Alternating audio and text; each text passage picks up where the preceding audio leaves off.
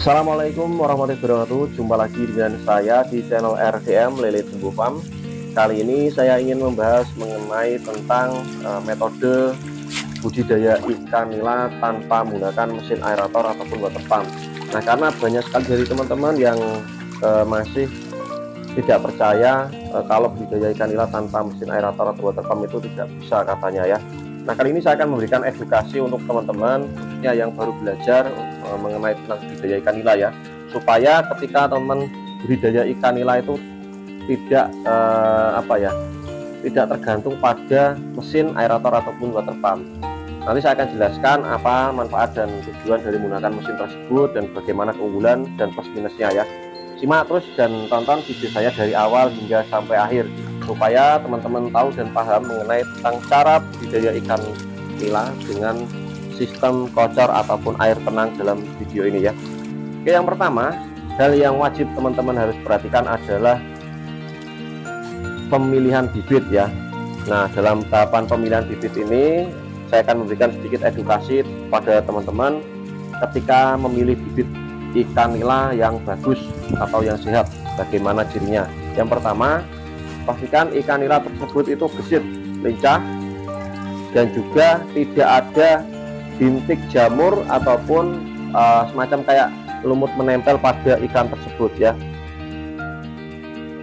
Kalau ada beberapa ikan yang atau kalau ada satu atau dua sih mending ya, tapi kalau sudah banyak ya, teman-teman lebih baik cari bibit yang lain aja ya, kita pending dan cari yang lain supaya teman-teman tidak mengalami resiko yang lebih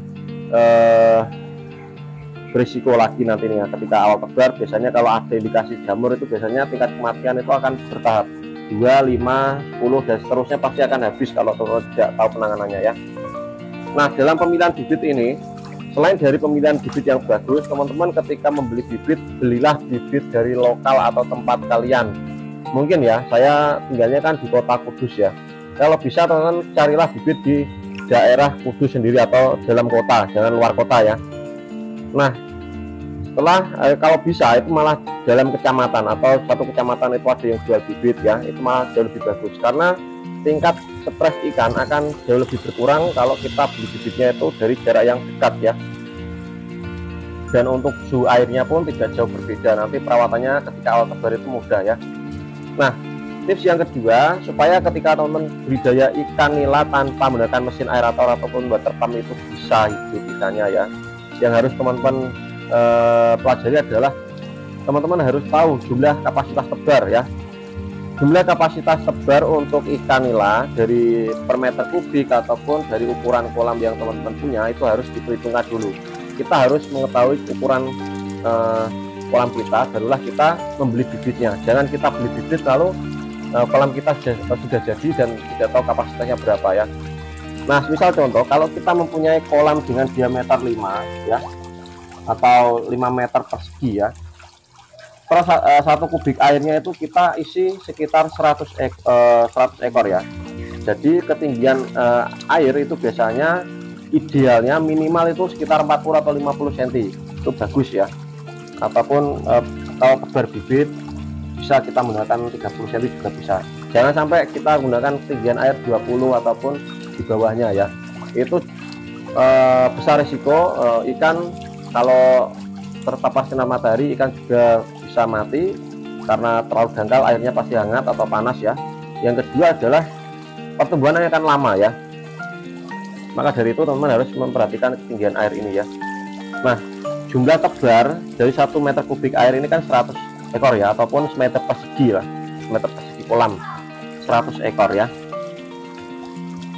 Dan teman-teman itu kita harus juga menentukan sistem yang kita gunakan. Kalau kita menggunakan sistem air tenang seperti dalam video saya ini, itu biasanya saya tebar kurang lebih sekitar 80 ataupun 70 ekor per meter ya.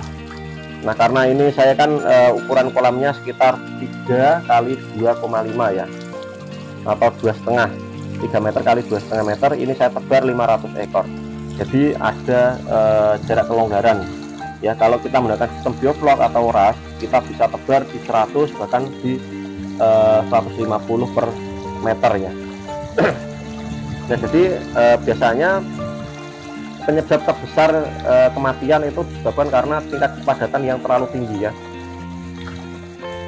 Lalu yang ketiga, ketika teman-teman ingin budidaya ikan nila di terpal atau kolam beton ya, yang harus teman-teman ketahui juga adalah yang saya sampaikan tadi adalah ketinggian air ya. Ketinggian air ini kan contoh ini sistem bioflok ya, dengan menggunakan mesin aerator kecil. Bioflok ini biasanya kita main ketinggian di sekitar 70 ya ataupun 1 meter ya, supaya sistem dalam budidaya vlognya itu dia itu lebih maksimal ya. Jadi jangan terlalu dangkal. Kalau terlalu dangkal itu kurang bagus ya. Nah, pokoknya minimal itu kita main ketinggian air itu di 40 atau 50 cm ya. Teman-teman harus catat itu ya. Dan untuk yang keempat adalah jenis pakan ya.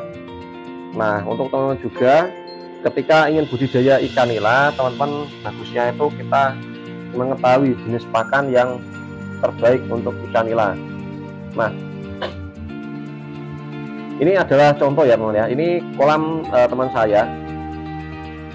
Walaupun ini kolamnya kecil ya, ini kolamnya sangat kecil sekali karena ini lebarnya hanya 50 cm dan untuk kedalamannya ini sekitar 30 cm ya, 30 cm. Nah, ini panjangnya ini sangat panjang sekali ya, dan sebenarnya untuk ketinggian air 30 cm ini kan saya tidak rekomendasikan ya, atau kurang bagus lah istilahnya ya. Bagusnya itu di 40 atau 50 cm. Walaupun ini ikannya bisa super jumbo ya. Karena satu kolam ini teman saya ini tebarnya sangat longgar sekali, dari 1,5 meter kali 9 ya, kalau nggak salah ini 9 meter. Ini tebarnya kurang lebih sekitar cuma 50 ekoran kurang lebih, ataupun 100 ekor ya. Oke, kita pembahasan pakan tadi ya. Kita kembali ke pembahasan pakan. Nah, pakan yang bagus itu pakan apa sih jenisnya? Karena jika teman-teman salah memilih jenis pakan ini ya, teman-teman akan mengalami yang namanya pertumbuhan lama atau lambat ya. Nah, ini faktor yang banyak sekali dialami oleh teman-teman petani kita ya. Nah, untuk pakan awal, teman-teman gunakanlah pakan PF dari tebar bibit ya. PF yang bagus itu jenis pakan PF apa Bang? PF itu ada beberapa macam ukuran ya, dari tepung untuk larva, pakan kasar ataupun sudah butiran, sampai ukuran yang agak besar ya. Pokoknya untuk bibit, pokoknya PF ini khusus untuk bibit. Nah, teman-teman belilah pakan PF 800 ataupun PF 1000. Kalau teman-teman ini perlu dicatat ya, PF 1000 ataupun 800 ini khusus untuk tebar bibit ya. Dari tebar bibit sampai ukuran ikan nila itu sampai usianya 3 minggu ataupun 1 bulan. Nah, setelah pakan PF ini biasanya selang ukuran 2 jari ya, atau 1 jari 2 jari, teman-teman gantilah pakan min 1 ya. Min 1 ini kita berikan pada ikan nila sampai ikan nila itu 3 jari ya. Lalu barulah teman-teman ganti pakan min 2 ya, itu sampai panen ya, min 2 sampai panen. Atau bisa juga ketika hampir di usia 3 bulan ke atas, teman-teman gantilah min 3 juga bisa, tapi bagusnya itu min 2 ya, karena mempercepat pertumbuhan ikan nila ya. Nah, yang menjadi pertanyaan teman-teman, biasanya kan Bang, apa sih rahasia dari budidaya ikan nila itu tanpa menggunakan mesin aerator ataupun water pump ya? Kalau yang dalam video ini kan ada kocorannya ya, itu menggunakan mesin water pump ya, atau mesin pompa kecil. Walaupun ini airnya tetap tenang ya, tapi bagusnya itu kita menggunakan sistem kocor aja ya. Sistem kocor itu tanpa menggunakan mesin aerator ataupun water pump. Jadi kita hanya mengandalkan air dari bak toren yang masuk ke kolam ya. Dan volumenya kita bisa atur sendiri ya, dengan ukuran kecil, sedang ataupun kencang ya. Dan perlu teman-teman ketahui, dari sistem kocor itu kelebihannya adalah ketika ada pemadaman listrik, ikan akan tetap aman karena dia terbiasa dengan oksigen yang menipis. Tapi kalau teman-teman menggunakan sistem kocor volume besar menggunakan mesin pompa, itu air akan cepat keruh ya, tidak ada sirkulasi baru air ya. Dan apabila ada pemadaman listrik, besar resiko ikan akan terjadi kematian massal ya, baik itu bioflok ataupun sistem ras. Tapi kalau teman-teman tidak mempunyai mesin genset ya, ataupun mesin untuk listrik itu tadi, pasti besar kemungkinan ikan akan mati ya. Nah, kalau sistem ras itu biasanya seperti ini teman ya. Ini sistem ras. Nah, ini menggunakan mesin pompa dengan ukuran besar ya, dan ini bersifat arus ya. Ini bisa berpadat ya. Tentunya pertumbuhannya akan lebih maksimal, tapi ada kekurangan dan kelebihan tadi ya. Kalau sistem ras ini kekurangannya adalah apabila ada pemadaman listrik dan itu terjadi terlalu lama, biasanya besar kemungkinan ikan banyak sekali yang mati. Tapi kalau kita menggunakan sistem kocor, itu jauh lebih aman ya, karena volume oksigennya itu ikan sudah terbiasa dengan air dengan kadar oksigen yang rendah, dan juga untuk sirkulasi airnya itu pun tetap terjaga, karena air kocoran itu kan bisa kita nyalakan pagi dan sore dengan volume besar, atau istilahnya itu pergantian air baru dengan air lama ya. Nah, untuk teman-teman yang kalau ingin tahu ya info lebih lanjut mengenai tentang sistem kocor, nanti teman bisa tanyakan di kolom komentar ya. Nanti saya akan buatkan video khusus untuk pertanyaan teman-teman apabila memang pertanyaan tersebut itu bagus dan saya sempat untuk membuat videonya ya. Ini salah satu sistem ras atau air ras ya. Nah, ini ukuran kolamnya sangat kecil sekali juga. Ini ukuran 1 meter kali 3 ya. Ini tingkat kepadatan sekitar 500 ekor ya.